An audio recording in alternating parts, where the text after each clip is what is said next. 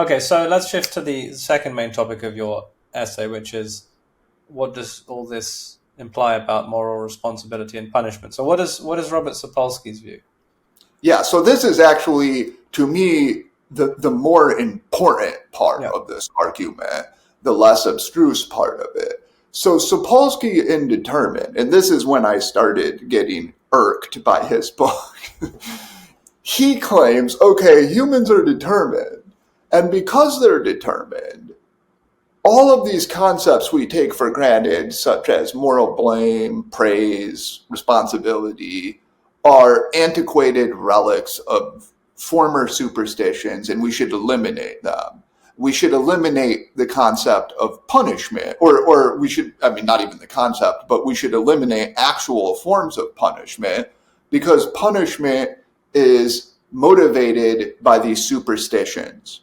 And we know that now. And just as our ancestors, practice various barbarisms, so too we do. And they're based on these superstitions. But thankfully, enlightened scientists have discovered the truth of determinism and have realized that we should eradicate these barbaric practices.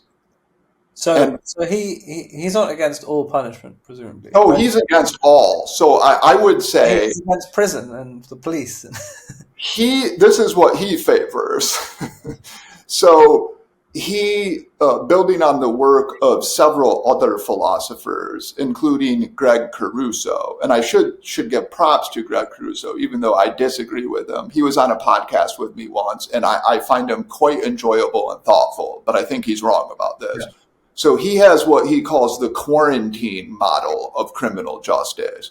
That's what Sapolsky embraces. The quarantine model is premised on the idea that criminals don't have responsibility. Yeah. Essentially, they are like humans who have been infected with a contagious malady. Right. It's not their own fault, but for public safety, we sometimes have to quarantine them. So we don't put them in prison, we quarantine them. And furthermore, Sapolsky goes even further. He says, well, look, quarantining people, if it's not their own fault, is still a bad thing. So we have to make sure that they're recompensed somehow, that they enjoy their quarantine, right? Yes, so we have to give them a good quarantine. So basically send them to prison in Sweden. That's exactly right. He actually uses Nordic examples, so close, right? Or actually, yes. I think he uses specifically, he uses an example of a Norwegian prison. Right. But Norwegians are even richer, so yeah, their prisons are presumably even more lavish. Right, because he does know briefly, well, look, like, this might seem to create a society with bad incentives, i.e., if committing a crime gets you into a fun world of quarantine for a while, why not commit? Yeah, and you get to kill your ex-wife.